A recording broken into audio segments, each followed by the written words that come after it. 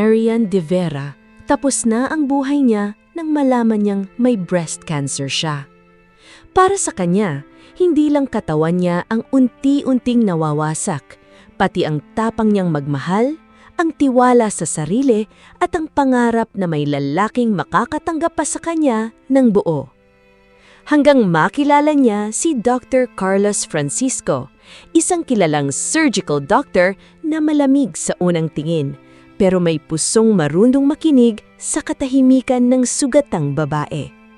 Sa bawat check-up, bawat operasyon, bawat luha at takot ni Marian, unti-unting napalapit ang loob niya sa doktor na hindi siya tiningnan bilang sakit, kundi bilang isang babaeng karapat-dapat pa ring mahalin. Pero paano kung ang doktor na nagpapagaling sa katawan niya ang siya ring unang lalaking magpaparamdam na maganda pa rin siya? Kahit may sugat, kahit may takot, kahit may peklat. Hindi ito kwento ng lihim. Ito ay kwento ng dalawang pusong natutunang magmahal sa gitna ng sakit, takot at paghilom. Bago natin umpisahan ang isa na namang napakagandang kwento, please subscribe and click the notification bell para updated kaya sa mga susunod na kwento.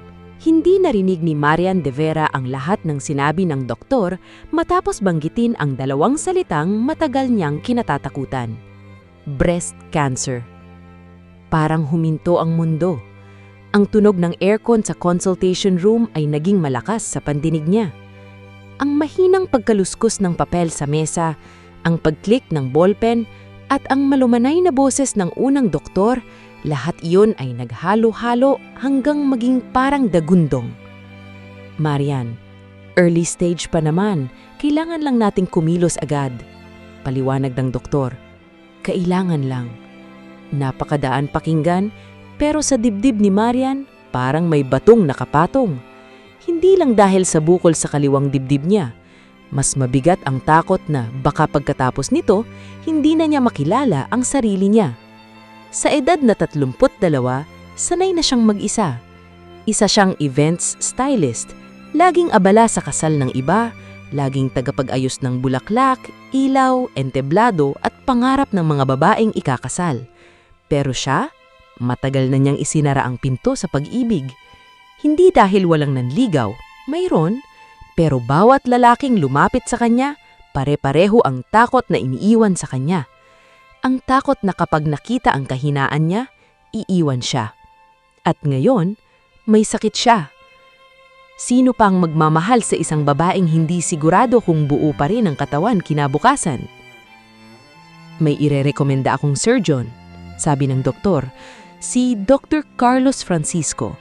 Isa siya sa pinakamahuhusay na breast surgical specialists dito. Napatanggo si Marian kahit hindi pa rin siya makapagsalita.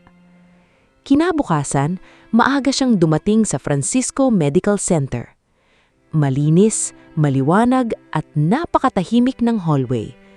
Ang bango ng disinfectant ay lalo lang nagpaalala sa kanya na may mali sa katawan niya. Nang tawagin ang pangalan niya, halos manginig ang tuhod niya.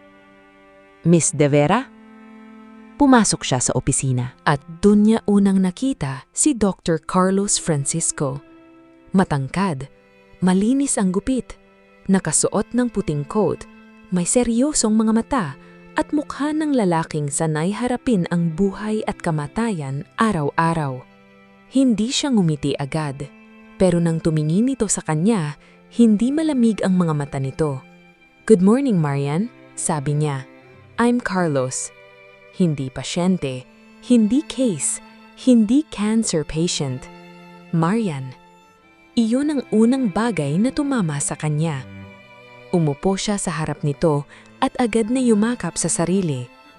"Dok, sabihin niyo na lang po ng diretsahan. Gaano po kalala?" Tiningnan ni Carlos ang resulta ng biopsy at scans, saka dahan-dahang inilapag ang mga papel. Malala dahil nakakatakot, pero hindi imposible. May laban tayo. Napakurap si Marian. "Tayo?" Tumanggo siya. Hindi ka lalaban mag-isa. Sa simpleng linyang iyon, may kung anong bumukas sa dibdib niya. Hindi pa pag-ibig, hindi pa pag-asa, pero sapat para huminga siya ng kaunti. Matatanggal po ba ang buong dibdib ko? Tanong niya, halos pabulong. Hindi umiwas ng tingin si Carlos. Pag-aaralan natin ang pinakamainam na procedure. Pero Marian, gusto kong malinaw sa'yo, kahit ano pa ang kailangan nating gawin para mailigtas ka, hindi nababawasan ang pagkababae mo. Napakagat siya sa labi. Sa unang pagkakataon mula nang malaman niyang ang sakit, may isang luhang tuluyang bumagsak. Hindi niya alam kung dahil ba iyon sa takot o dahil may isang lalaking nagsabing hindi pa siya wasak. At sa kabilang panig ng mesa, pinanood ni Carlos ang babaeng pilit na't nagpapakatag habang unti-unting gumuho sa harap niya.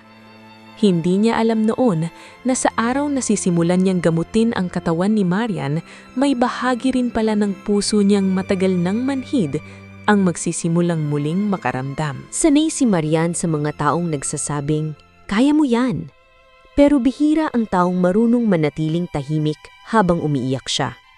Iyon ang napansin niya kay Dr. Carlos sa ikalawang konsultasyon nila. Hindi ito nagmamadali, hindi ito nagbibigay ng peking tapang, hindi rin ito pinapalamutya ng katotohanan. Nakaupo si Marian sa examining room, suot ang hospital gown at nanginginig ang mga daliri. Kahit professional si Carlos, kahit may nurse sa tabi, kahit paulit-ulit niyang sinasabi sa sarili niyang normal lang ito, hindi pa rin niya maiwasang makaramdam ng hiya. Ang dibdib niya, na dati ay bahagi lamang ng pagiging babae niya, ngayon ay naging sentro ng takot, sukat, guhit, operasyon, at posibleng pagkawala. "Marian," mahinang sabi ni Carlos, "bago tayo magsimula, gusto kong malaman mo na may kontrol ka rito. Kapag gusto mong huminto sandali, sabihin mo lang." Napatingin siya rito. "May pasyente po ba kayong laging natatakot na ganito?" "Marami," sagot nito. "Pero iba-iba ang paraan ng takot, kaya hindi ko sinasabing normal lang. Sinasabi kong naiintindihan ko." Hindi niya alam kung bakit iyon ang nagpalambot sa kanya. Tumanggo siya. Maingat ang mga kamay ni Carlos, walang bahid ng mali siya, walang pagmamadali, pero kahit ganon, ramdam ni Marian ang init ng presensya nito. Hindi dahil sa hawak, kundi dahil sa paraan ng pagtrato nito sa kanya. Parang hindi siya sirang bagay na kailangang ayusin, kundi taong kailangang alagaan. Pagkatapos ng pagsusuri, inayos niya ang hospital gown sa sarili habang nakatalikod ang doktor. Binibigyan siya ng sapat na privacy. Based sa findings, paliwanag ni Carlos nang makabalik sa mesa, maaari tayong magsagawa ng breast-conserving surgery kung papayagan ang oncology team. Pero kailangan pa rin natin ng final review. Breast-conserving? Ulit niya. Ibig sabihin, hindi agad buong dibdib ang aalisin. Tatanggalin natin ang tumor at bahagi ng tissue sa paligid. Pero may radiation treatment pagkatapos. Napapikit si Marian. "So, may chance po na hindi mawala lahat?" "May chance," sagot nito. "Pero ang priority natin ay buhay mo." Buhay. Napakasimple. Pero sa isip ni Marian, ang buhay ay hindi lang paghinga. Buhay din ang pakiramdam na maganda ka pa. Buhay ang may mangyayakap sa'yo nang hindi ka kinakaawaan. Buhay ang tumingin sa salamin at hindi makitang sakit. "Dok," pabulong niyang sabi, "paano kung pagkatapos nito, hindi ko na kayang mahalin ang sarili ko?" Natigilan si Carlos. Sa tanong na yun, hindi siya agad sumagot bilang surgeon. Sumagot siya bilang tao. "Then we start there," sabi niya. "Hindi lang katawan ang ginagamot. Minsan, kailangan ding turuang magtiwala ulit ang puso." Napatangin si Marian sa kanya. May kakaiban bigat pagitan nila. Hindi romantiko sa paraang mabilis at marahas, mas tahimik, mas delikado. Parang unang sindi ng kandila sa madilim na kwarto. "Dok, ganyan po ba kayo sa lahat ng pasyente?" Tanong niya, pilit nagpapatawa. Bahagyang ngumiti si Carlos. Depende kung gaano katigas ang ulo ng pasyente. Napangiti siya. So, sinasabi niyong matigas ang ulo ko? Sinasabi kong lumalaban ka kahit takot ka. Natahimik si Marian. Matagal na walang nagsabi sa kanyang matapang siya. Paglabas niya ng ospital, may hawak siyang schedule ng surgery, listahan ng tests, at takot na hindi pa rin nawawala. Pero may bago na rin kasama yon.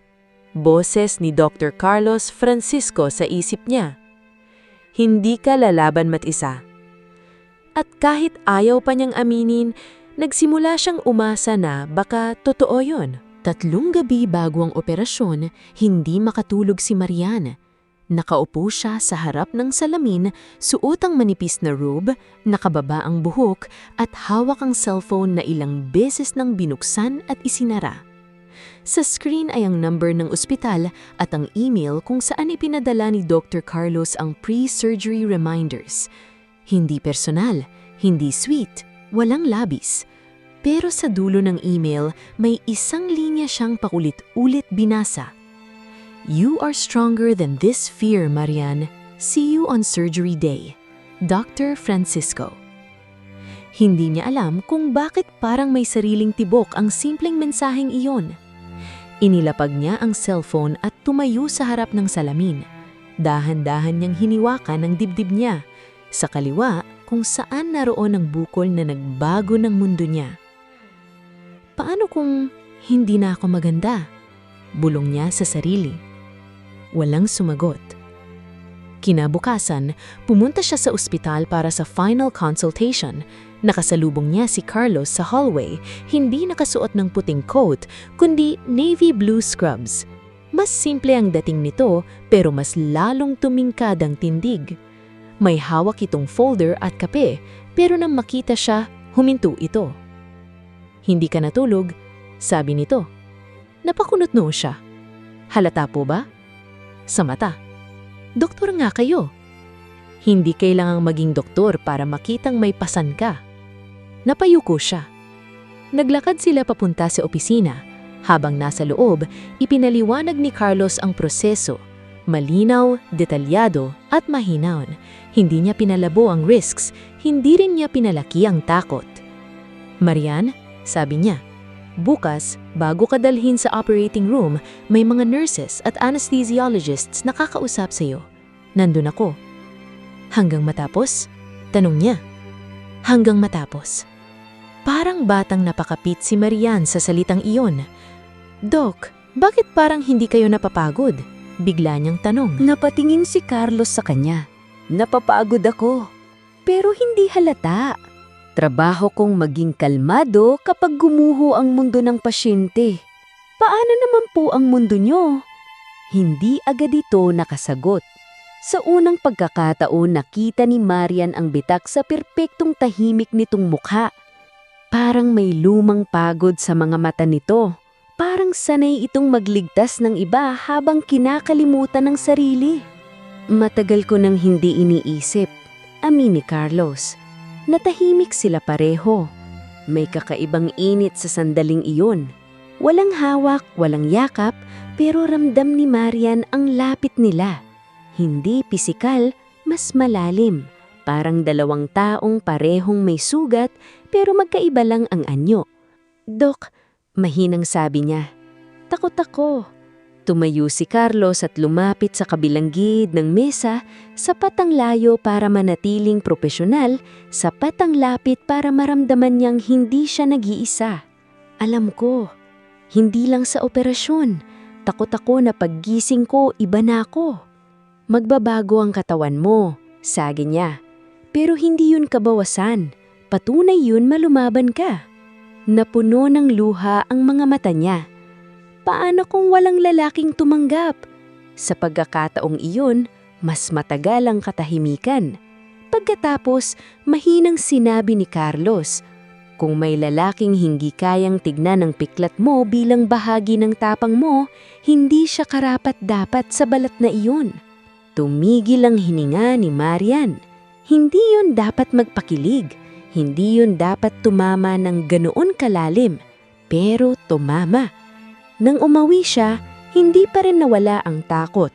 Pero noong gabing iyon, bago siya matulog, hindi na niya hinawakan ang dibdib niya na parang paalam.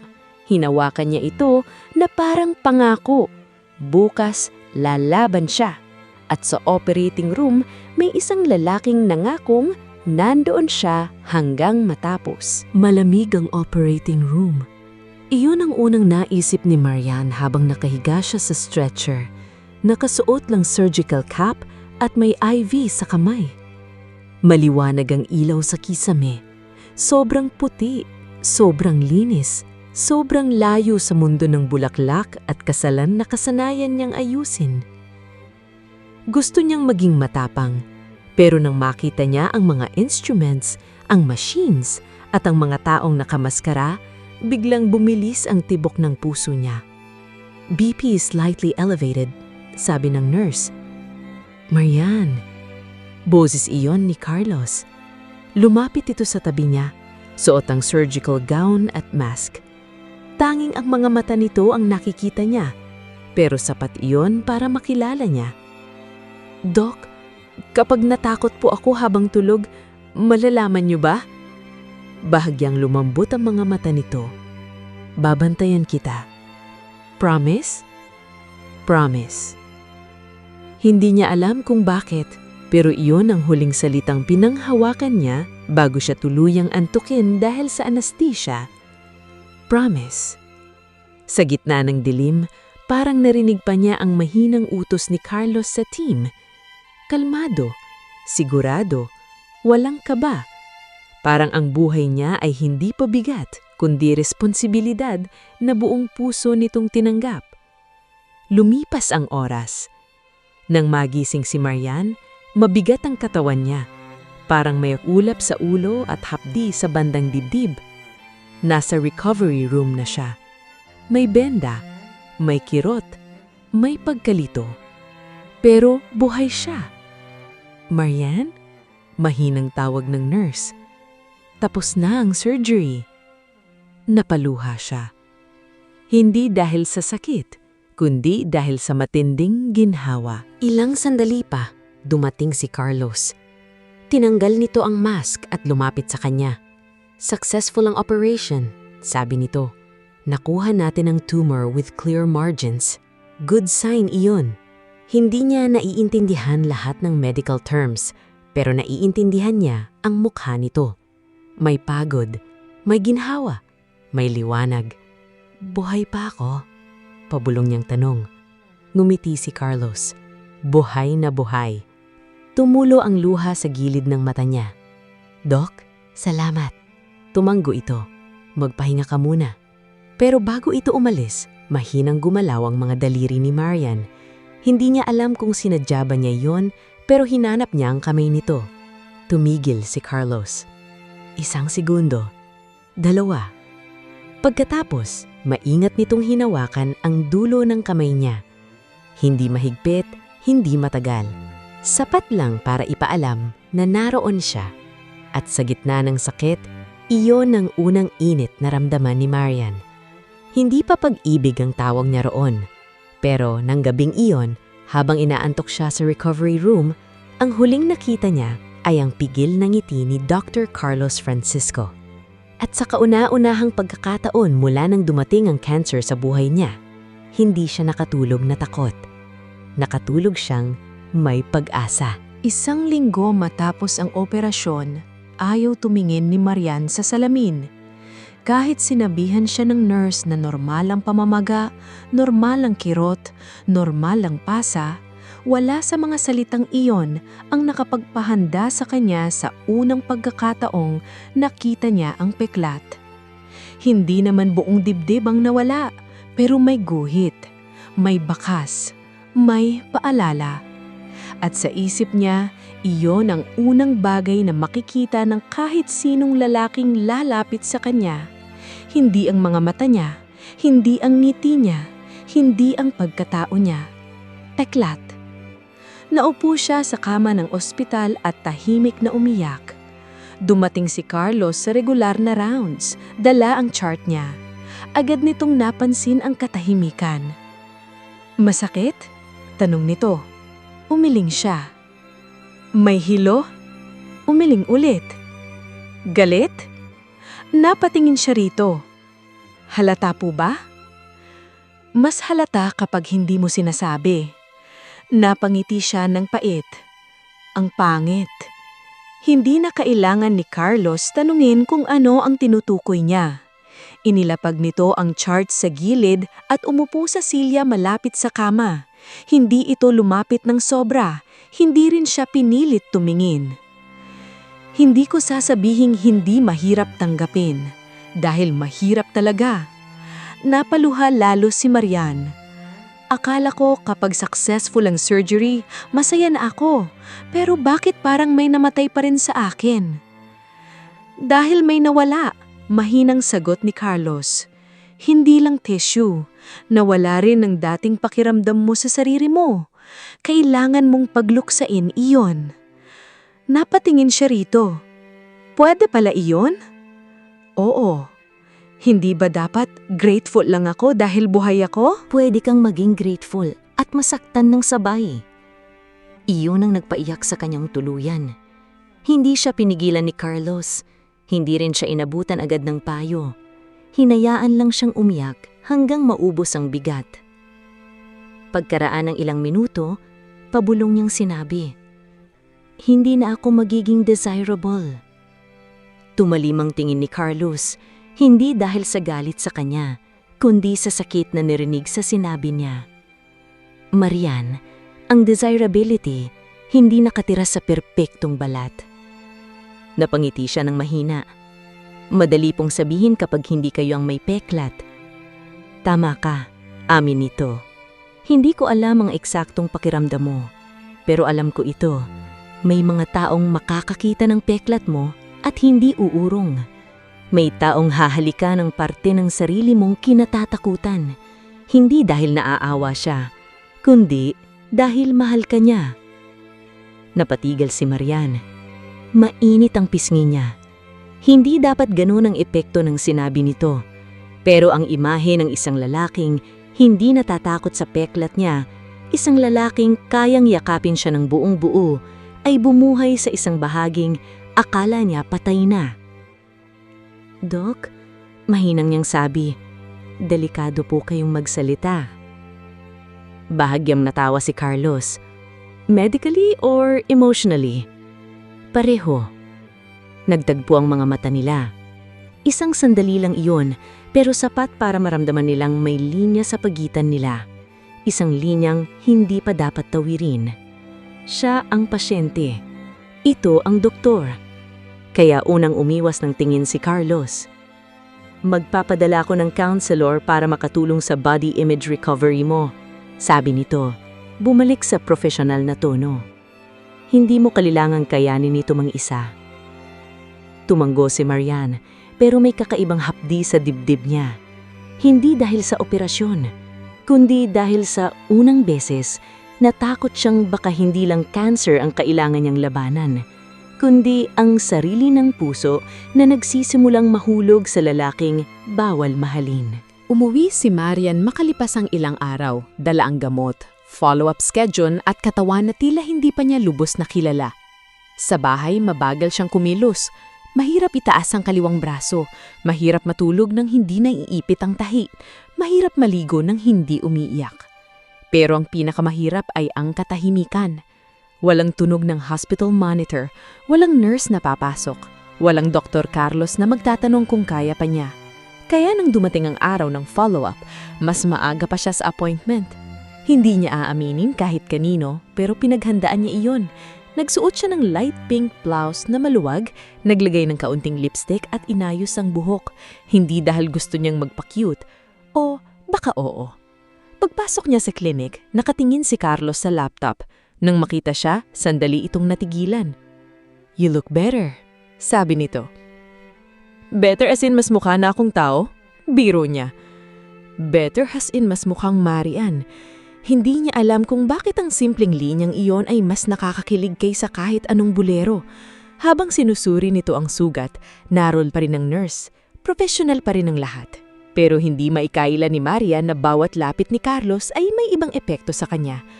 Ang bango nito ay malinis at bahagyang kahoy ang dating. Ang boses nito ay mababa, steady, at kapag sinasabi nitong relax, sumusunod ang katawan niya kahit ayaw ng isip niya. Maganda ang healing, sabi nito. No signs of infection. Hindi po ba pangit tingnan? Natigil ang kamay nito sa pagsusulat. Marian? Napatingin siya. Hindi ko trabaho ang magsinungaling sa pasyente ko. Kinabahan siya. So, pangit? Ang nakikita ko, sugat na nagpapagaling at babaeng mas matapang kaysa iniisip niya. Napalunok siya. Hindi niyo talaga sasabihing pangit ako? Hindi, dahil hindi totoo. Mainit na naman ang pingsin niya. Dok, bawal po ba kayong maging masungit na lang? Bakit? Mas madaling hindi ma-fall. Nag-freeze ang hangin. Natahimik si Marian. Hindi niya sinadyang sabihin iyon. O baka pagod na siyang itago. Dahan-dahang ibinaba ni Carlos ang pen. Marian, joke lang. Mabilis niyang salo. Side effect siguro ng gamot. Pero hindi tumawa si Carlos. Sa halip, tumingin ito sa kanya ng seryoso. Kailangan nating maging maingat. Napahiya siya. Alam ko po, pasensya na. Hindi ka dapat humingi ng pasensya sa nararamdaman mo, sabi nito. Pero habang ako ang surgeon mo, tungkulin kong protektahan ka, kahit sa akin.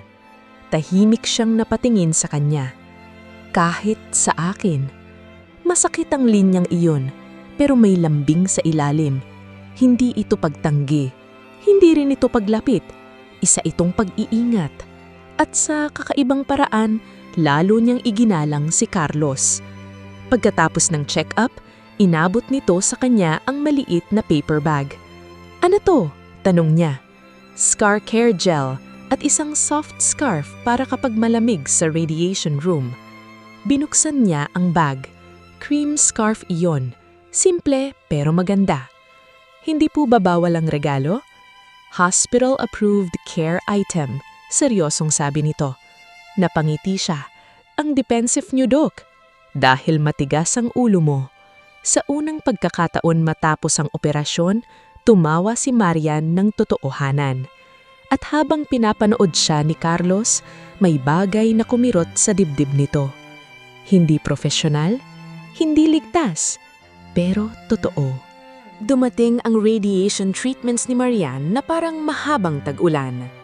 Araw-araw, pumupunta siya sa ospital.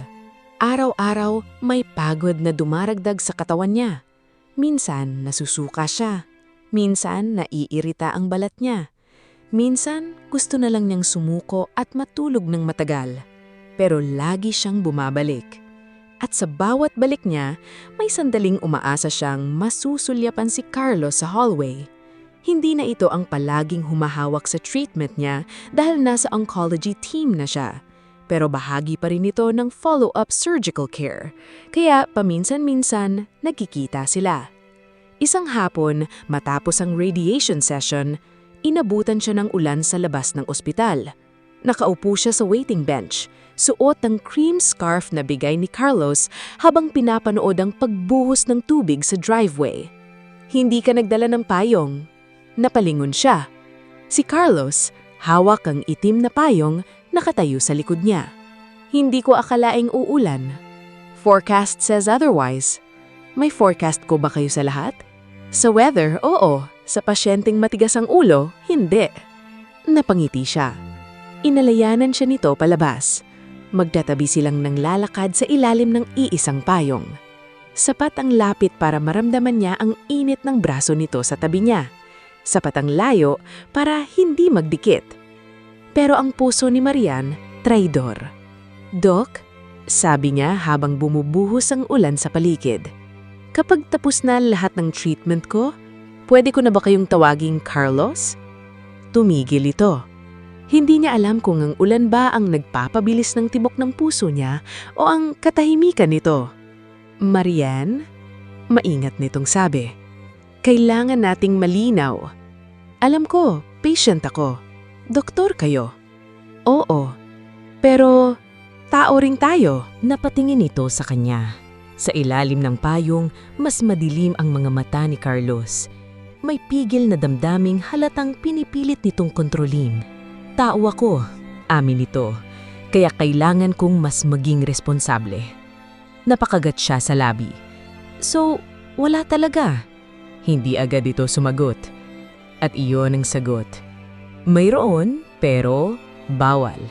Dumaan ang ilang segundo bago ito nagsalita.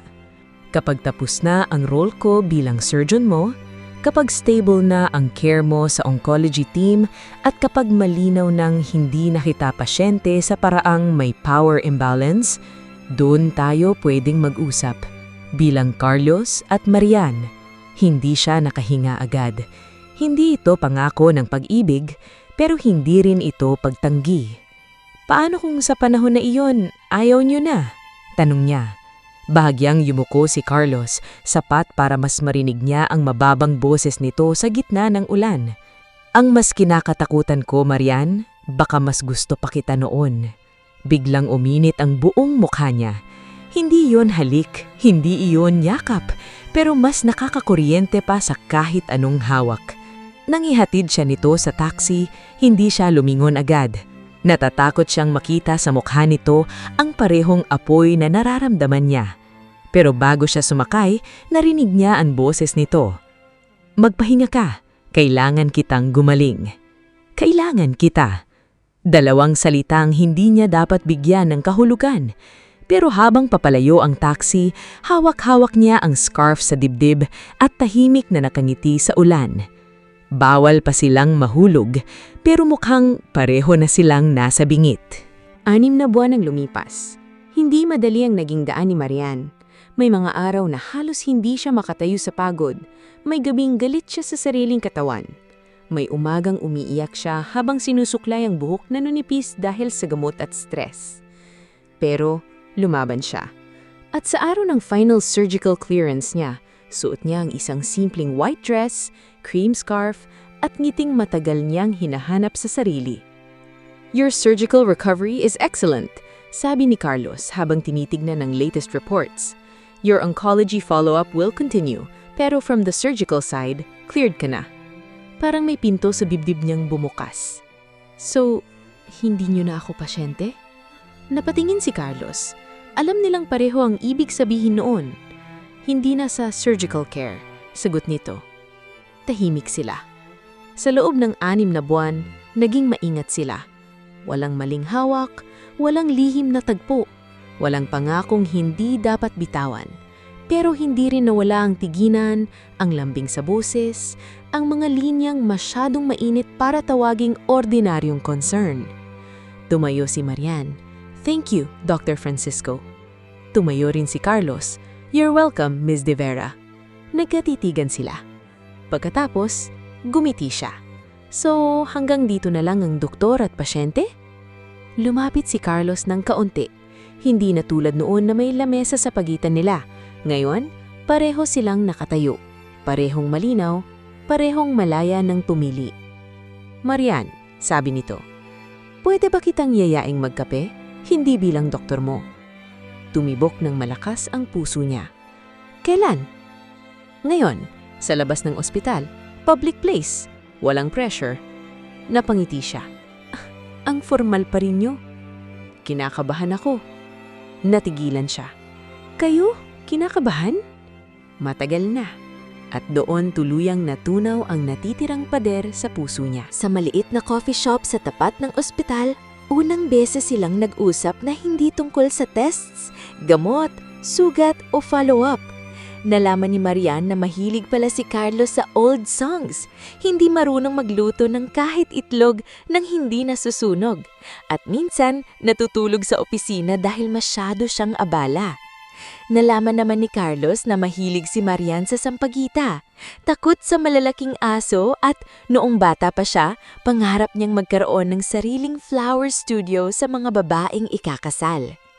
Bakit hindi mo tinuloy? Tanong niya. Naglaro si Marian sa tasa ng kape. Natakot ako. Baka malugi, baka walang maniwala sa akin. Tapos ngayon? Tumingin siya sa labas. Pagkatapos kong malampasan ng cancer, parang nakakahiya ng matakot sa negosyo. Ngumiti si Carlos. Gusto kong makita yon, ang studio mo. Kapag betuloy, matutuloy. Sigurado kayo? Hindi ako magaling manghula, sabi nito, pero magaling akong kumilala ng lumalaban. Natahimik si Marian. Sa labas, nagsisimula na namang umulan. Pero sa pagkakataong ito, wala siyang takot. Hindi niya alam kung kailan eksaktong nagsimula ang pag-ibig. Baka noong unang sinabi nitong hindi siya lalaban mag-isa.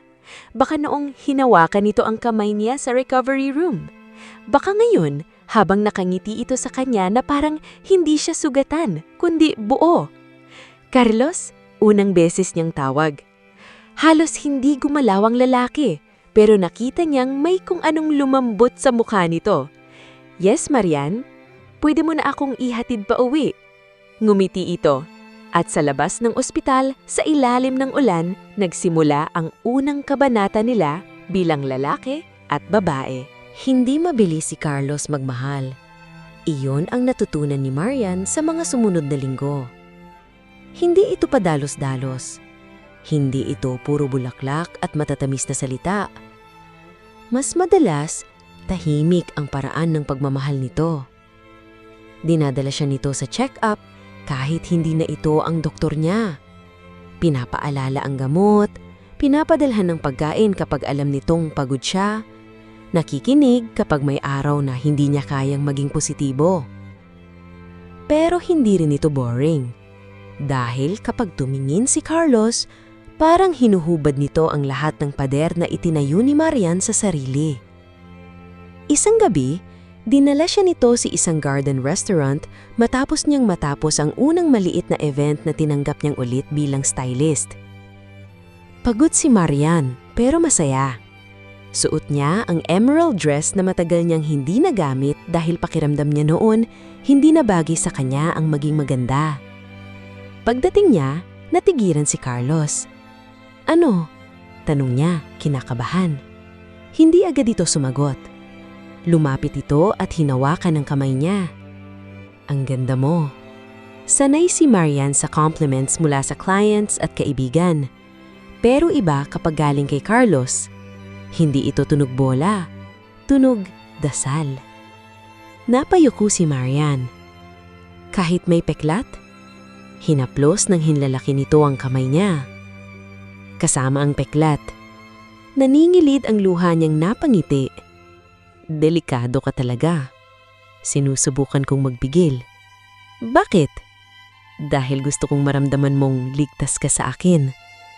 Tumahimik si Marian. Sa buong buhay niya, lagi siyang takot sa lalaking masyadong mabilis lumapit.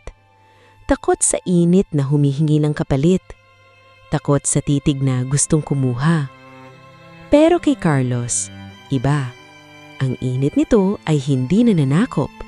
Naghihintay. Pagkatapos ng dinner, naglakad sila sa garden. May maliliit na ilaw sa paligid, may amoy ng basang lupa at bulaklak. Huminto si Marian sa ilalim ng puno ng acacia. Carlos! Pagod na akong matakot. Napatingin ito sa kanya. Matagal kong inisip na kapag may nakakita sa sugat ko, aalis siya. Pero ikaw, napalunok siya. Ikaw, nakita mo muna ang pinakamahinang parte ko bago mo pa ako minahal. Mabigat ang katahimikan. Minahal? Mahinang ulit ni Carlos. Namula si Marian. Hindi ko sinabing mahal mo ako. Lumapit ito ng isang hakbang. Pero mahal kita. Parang huminto ang lahat. Ang hangin, ang ilaw, ang mundo. Carlos! Hindi ko sinadya, sabi nito. Hindi ko hinanap, pero habang pinapanood kang lumaban, habang nakikita kitang matakot pero bumabangon pa rin, habang natututunan kong kilalanin ka sa labas ng sakit mo, minahal kita. Tumulo ang luha sa pisngi niya. Takot pa rin ako, amin niya. Pwede naman, bulong nito. Mamahalin kita kahit nanginginig ka. At doon, dahan-dahan siyang lumapit. Hindi siya hinalikan ni Carlos agad. Hinintay nitong tumingala siya. Hinintay nitong siya ang pumili. Kaya si Marian ang unang pumikit. Ang unang halik nila ay banayad, maingat, parang tanong na matagal nang naghihintay ng sagot. Pero nang pumulupot ang mga daliri ni Marian sa kwelyo ng polo ni Carlos, lumalim ang halik. May init, may pananabik, may konting SPG sa pagitan ng pigil na hininga at mahigpit na hawak. Pero nang maramdaman ni Carlos na nanginginig siya, agad itong huminto. "Okay ka lang?" tanong nito, hinihingal ng bahagya. Napangiti siya. "Oo, hindi ako natatakot." "Sigurado?" Tumanggo siya. "Sa unang beses, gusto kong halikan."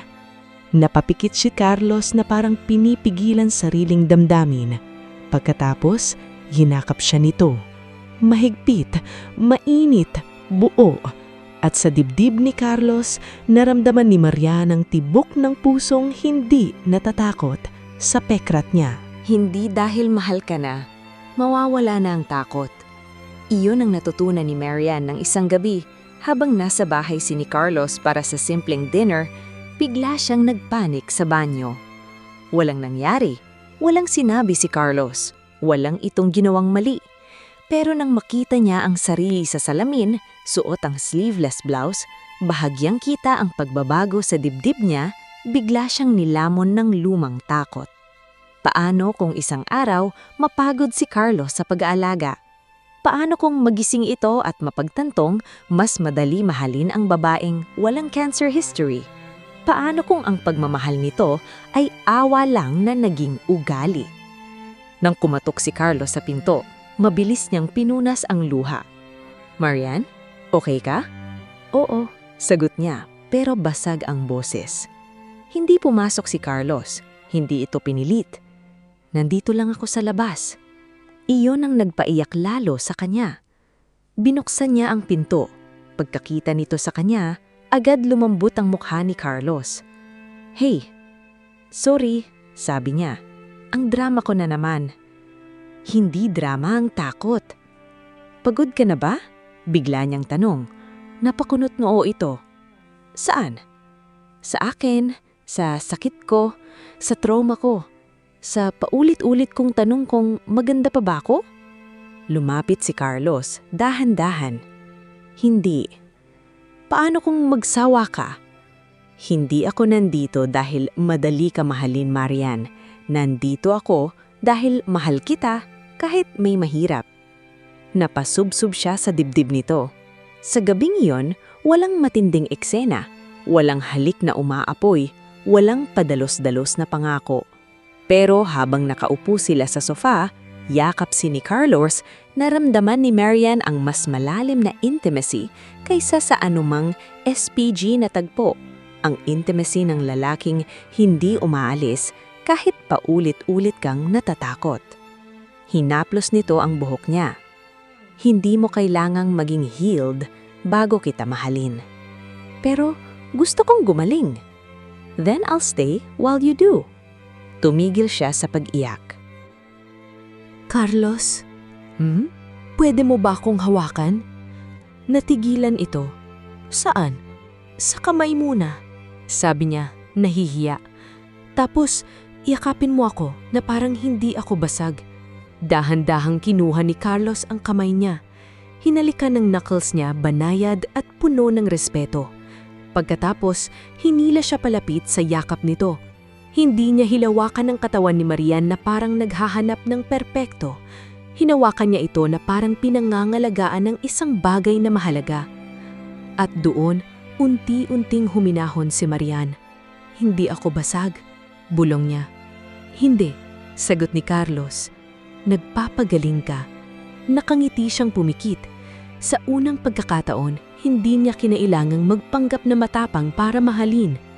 Pwede pala siyang maging mahina at manatiling karapat-dapat.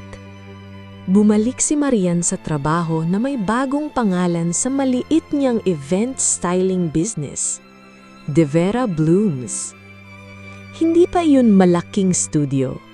Isang maliit na rented space lang sa gilid ng lungsod, may lumang mesa, 2 shelf at amoy ng sariwang bulaklak tuwing umaga.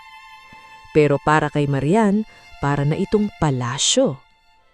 Sa opening day, hindi niya inimbita ang maraming tao. Ilang kaibigan lang, ilang dating clients, at si Carlos. Dumating ito na may dalang bouquet ng white roses at sampagita. Napangiti si Marian. "Doktor, bawal magdala ng bulaklak sa flower shop." "Hindi ako doktor ngayon," sabi nito. "Boyfriend ako."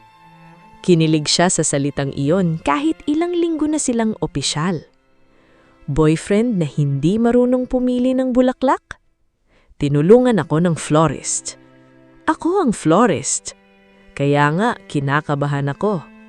Tumawa siya. Habang abala si Marian sa pag-aayos ng ribbons, pinanood siya ni Carlos mula sa gilid. Ang dating babaeng naninginig sa klinik, ngayon ay nakatayo sa gitna ng mga bulaklak. May ilaw sa mukha, may tapang sa bawat kilos. Hindi na siya parehong Marian, pero hindi rin siya nawala. Mas naging buo siya. Pagkatapos ng maliit na opening, naiwan silang dalawa sa shop. Hapon na, pumapasok ang gintong liwanag sa bintana. Nakakalat ang petals sa sahig at may soft music mula sa lumang speaker. "Proud ako sa iyo," sabi ni Carlos. Nakahawak si Marian sa isang tangkay ng rosas. Minsan hindi pa rin ako makapaniwalang buhay ako. Lumapit ito. Ako rin. Napalingon siya. "Nabuhay ako?" "Na dumating ka." Tahimik siyang napangiti. "Carlos, may tanong ako. Ano yon? Kapag tinitingnan mo ako, naaalala mo ba akong pasyente?" Dahan-dahang lumapit si Carlos. "Naaalala ko ang unang araw na takot ka. Naaalala ko ang tapang mo sa operating room. Naaalala ko kung paano ka bumangon. Pero ngayon, kapag tinitingnan kita..." Huminto ito, hinawakan ng pisngi niya. Nakikita ko ang babaeng mahal ko. Nang halikan siya nito, mas matapang na si Marian sumagot. Hindi na siya nanginginig sa takot. Nanginginig siya sa damdaming matagal niyang ipinagkait sa sarili. Napaatras siya hanggang sumandal sa work table. Napahawak siya sa balikat ni Carlos habang lumalim ang halik. Ang amoy ng rosas, ang init ng kamay nito sa baywang niya, ang kabang matamis sa pagitan nila. Lahat iyon ay bumubuo ng sandaling parehong malambing at mainit. "Marian," bulong ni Carlos, hinihingal. "Tell me if you want me to stop." Tumingin siya rito, puling-pula ang pisngi. "Huwag muna." Muling bumaba ang labi nito sa kanya. Mas dahan-dahan, mas mainat. Walang pagmamadali, walang pag-aangkin. Puro pahintulot, puro respeto, puro kilig na nagpapainit ng dugo pero hindi lumalampas sa kaya ng puso. Nang maghiwalay sila, napatawa si Marian sa hiya. "SPG na ba yun?" biro niya. Nagumiti si Carlos. Depende sa rating board. Hinampas niya ito ng mahina sa dibdib. "Ang corny mo!" Pero sa loob niya, may isang bagay na tuluyang namukadkad. Hindi lang ang shop niya ang nagbukas sa araw na iyon, pati ang sarili niyang handang magmahal muli. May mga taong hindi marunong tumanggap ng masayang bersyon ng taong dati nilang kinaawaan. Nalaman iyon ni Marian nang may isang dating kakilala sa events industry ang bumisita sa shop niya.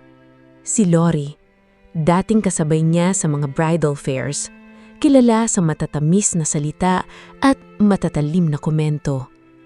"Marian, ang ganda mo naman!" Bati ni Lori, sabay tingin sa scarf sa leeg niya. "Recovered ka na ba talaga?" Ngumiti si Marian. "Ongoing follow-up pa rin pero okay ako." "Good! At narinig ko may boyfriend ka raw, doktor pa." Bahagyang uminit ang mukha ni Marian. "Oo." "Ang swerte mo naman! Bihira ang lalaking papatol sa may pinagdaanan na ganyan." Tumigil ang kamay ni Marian sa pag-aayos ng bouquet. nagpapatol. Parang tira-tira siya. Parang charity case. Anong ibig mong sabihin? Tanong ni Marian, kalmado pero malamig. Ay, hindi masama. Ang ibig ko lang sabihin, ang bait niya. Siguro naiwa siya sa'yo, tapos na in love. Parang may lumang sugat na muling pinisel. Hindi agad nakasagot si Marian at mas lalo siyang nasaktan dahil may maliit na boses sa isip niya ang nagsabing, paano kung tama siya? Dumating si Carlos ng gabing iyon at agad napansing tahimik siya. Anong nangyari? Naawa ka ba sa'kin? Diretso niyang tanong. Natigilan ito. Marian, sagutin mo lang. No sugarcoating. Naawa ka ba kaya mo ko minahal? Huminga ng malalim si Carlos. Naawa ako nung nakita kitang nasasaktan. Tao ako. Pero hindi awa ang dahilan kung bakit kita mahal. Paano mo nasisiguro? Lumapit siya. Hinawakan ang magkabilang kamay niya. Dahil ang awa, nauubos kapag okay na ang tao. Pero habang lumalakas ka, mas lalo kitang minamahal. Hindi dahil kailangan mo ako, kundi dahil gusto kitang makasama habang tinutupad mo ang buhay mo. Napalunok si Marian. Hindi kita proyekto, Marian. Hindi kita patient na kailangang ayusin. Mahal kita dahil ikaw ka. Tumulo ang luha niya. Minsan kasi pakiramdam ko, mahirap akong mahalin. Lahat tayo may mahirap mahalin, sabi ni Carlos. Ako, madalas akong tahimik. Minsan masyado akong kontrolado. Minsan nakala ko trabaho lang ang buhay. Pero hindi mo ako minahal dahil perpekto ako. Hindi. Then let me love you the same way. Yanakap niya ito. Doon niya naintindihan na ang paghilom ay hindi straight line. May araw na malakas siya. May araw na bumabalik ang takot. Pero hindi ibig sabihin nun ay natalo na siya. Ibig sabihin lang, tao siya. Kinabukasan, bumalik si Lori para kunin ang order niyang bouquet. Ngumiti si Marian at iniabot ito. By the way, sabi niya, mahinahon, hindi pumatol si Carlos sa akin. Minahal niya ako. Magkaiba iyon. Natigilan si Lori. At sa unang pagkakataon, hindi na kailangan ni Marian patunayan na buo siya. Alam na niya. Dumating ang pinakamatinding takot ni Marian sa isang follow-up scan. Hindi masama ang resulta, pero may nakitang area na kailangang ulitin ang imaging para makasiguro. Sinabi ng oncologist na huwag munang magpanik. Pero paano hindi magpapanik ang babaeng minsan ng muntik agawan ng kinabukasan?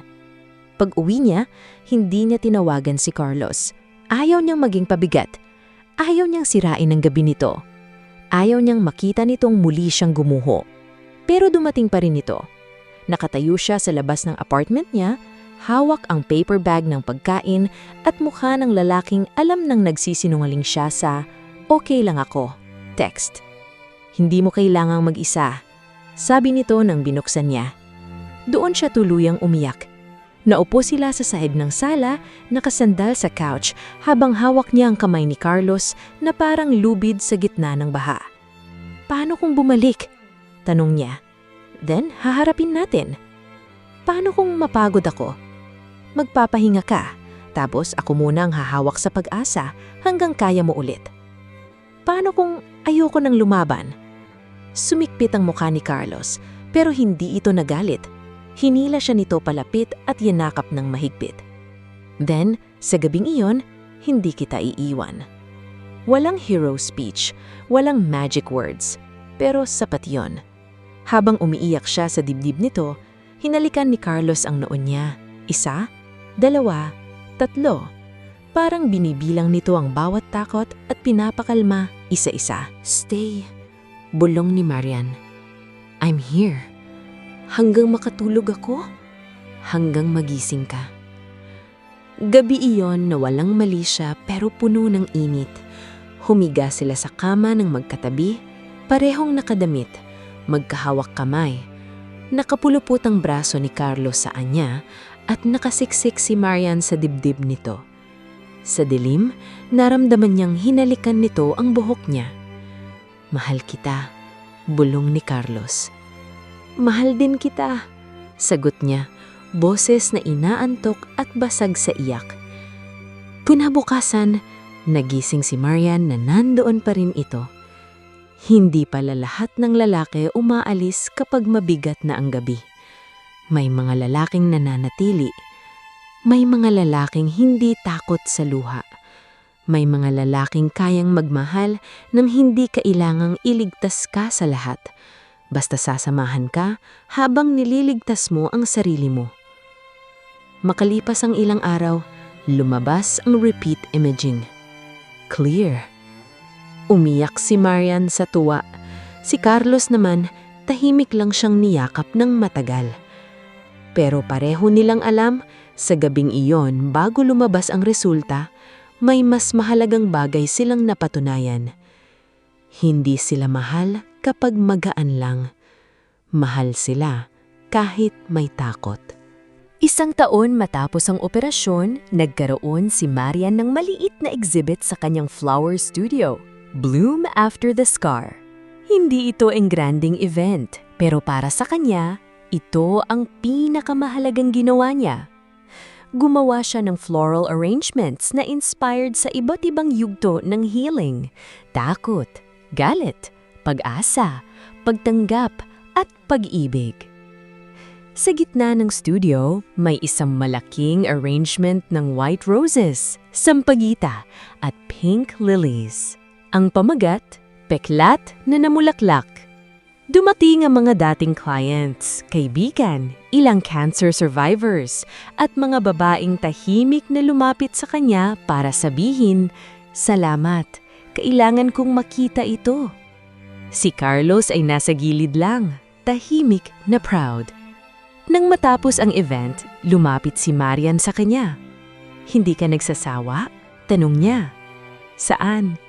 Sa pagtingin sa akin buong gabi?" Ngumiti ito. "Hindi." "Bakit?"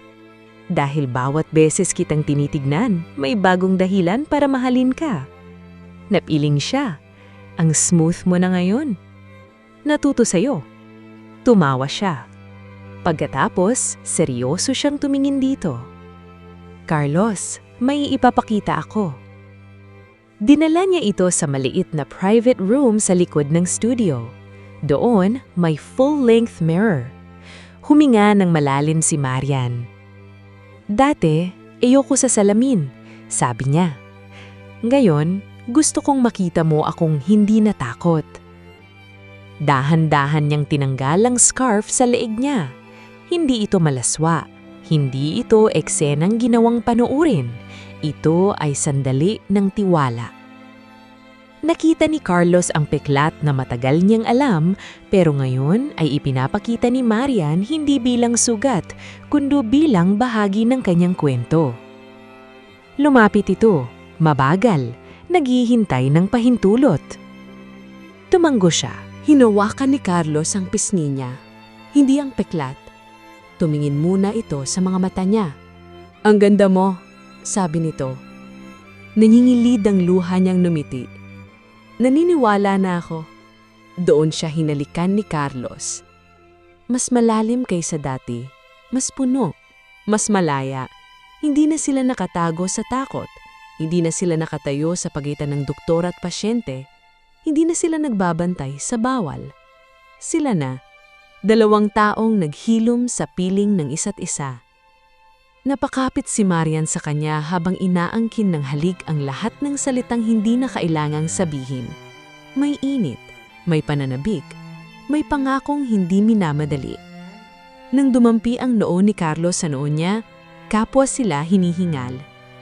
"Marian," bulong nito, "I want a future with you." Napangiti siya kahit nangingilid ang luha. "Future? As in maraming check-up? As in maraming umaga, maraming away tungkol sa sunog kong itlog, maraming bulaklak, maraming yakap, maraming taon." Tumawa siya habang umiiyak. Carlos Francisco, ang corny mo talaga. Pero mahal mo. Oo, bulong niya. Mahal na mahal. At sa harap ng salamin, hindi na nakita ni Marian ng babaeng kulang. Nakita niya ang babaeng lumaban. Ang babaeng gumaling. Ang babaeng minahal. At higit sa lahat, ang babaeng natutong mahalin muli ang sarili. 2 taon matapos ang unang diagnosis, nakatayo si Marian sa isang garden wedding venue na siya mismo ang nagdisenyo. Puting bulaklak sa aisle, sampagita sa bawat upuan, soft golden lights sa mga puno. Sa gitna ng altar, may arko ng roses at lilies. Simple, elegante, at puno ng buhay. Pero hindi siyang stylist ngayon. Siya ang bride. Suot ni Marian ang wedding gown na may delicate lace neckline at malambot na tela. Hindi nito tinago ang katawan niya na parang may dapat ikahiya. Sa halip, niyakap nito ang hugis niya, ang kwento niya, ang lakas niya. Sa salamin, ngumiti siya. Ready? Tanong ng kaibigan niya. Huminga siya ng malalim. Oo. Habang naglalakad siya sa aisle, nakita niya si Carlos sa dulo. Nakasuot ito ng cream suit. Seryoso pa rin ang tindig, pero ang mga mata nito ay puno ng luha. Napangiti si Marian. Ang lalaking minsang nagsabing hindi siya lalaban mag-isa, ngayon ay naghihintay para samahan siya sa habang buhay. Pagdating niya sa altar, hinawakan ni Carlos ang kamay niya. "You're beautiful," bulong nito. "Alam ko na," sagot niya, nakangiti. Napatawa ito ng mahina, nangingilid ang luha. Sa harap ng pamilya, kaibigan at mga taong nakasaksi sa paghilom niya, binitawan nila ang kanilang vows. "Marian," simula ni Carlos, "nung una kitang makilala, akala ko ako ang tutulong sa'yo gumaling. Pero habang lumalaban ka, ikaw palang gumamot sa parte ng puso kong matagal ng pagod. Tinuruan mo akong ang pagmamahal ay hindi laging pagliligtas. Minsan, ito ay pananatili. Pangako kong mananatili ako sa araw na malakas ka, sa araw na takot ka, sa araw na nakangiti ka, at sa araw na kailangan mong ipaalalang mahal ka." Umiiyak na si Marian. Nang siya naman ang magsalita, nanginginig ang boses niya pero matatag ang mga mata. "Carlos, dumating ka sa buhay ko nung akala ko katapusan na ng pagiging babae ko. Pero hindi mo ako inayos na parang sira ako. Minahal mo ako hanggang patutunan kong mahalin ang sarili ko. Pangako kong mamahalin kita, hindi dahil ikaw ang doktor na nagpagaling sa akin, kundi dahil ikaw ang lalaking nananatili habang ako mismo ang bumabangon." Pagkatapos ng seremonya, sa unang sayaw nila, pumulupot ang mga braso ni Marian sa leeg ni Carlos. "Mrs. Francisco?" bulong nito. Kinilig siya. "Ang bilis mong masanay. Matagal ko nang hinihintay." Sumandal siya sa dibdib nito. "Carlos? Salamat." "Saan?" "Sa pagpapagaling sa akin." Hinawakan nito ang baba niya at dahan-dahang itinaas ang mukha niya. "Hindi ako ang nagpagaling sa'yo, Marian. Tinulungan lang kita. Ikaw ang lumaban. Pero ikaw ang nagpaalala sa puso kong pwede pa palang magmahal." Ngumiti si Carlos. "At ikaw ang nagpaalala sa puso kong pwede pa palang mabuhay para sa higit pa sa trabaho." Naghalikan sila sa ilalim ng ilaw at bulaklak. Hindi tulad ng unang halik na puno ng takot at pigil. Ngayon, buo, malaya, may init, may lambing, may pangakong hindi kailangang itago. Sa gabing iyon, habang pumapalakpak ang lahat, alam ni Marian na hindi fairy tale ang buhay niya. May check-ups pa rin, may takot pa rin minsan, may peklat pa rin. Pero hindi na niya iyon kinahihiya. Dahil ang peklat ay hindi tanda ng pagkawala. Ito ay patunay na may laban siyang pinagdaanan at nanalo siya. At sa piling ni Carlos Francisco, hindi lang ang kanyang katawan ang natutong gumaling, pati ang puso niyang matagal nang takot umibig. Wakas.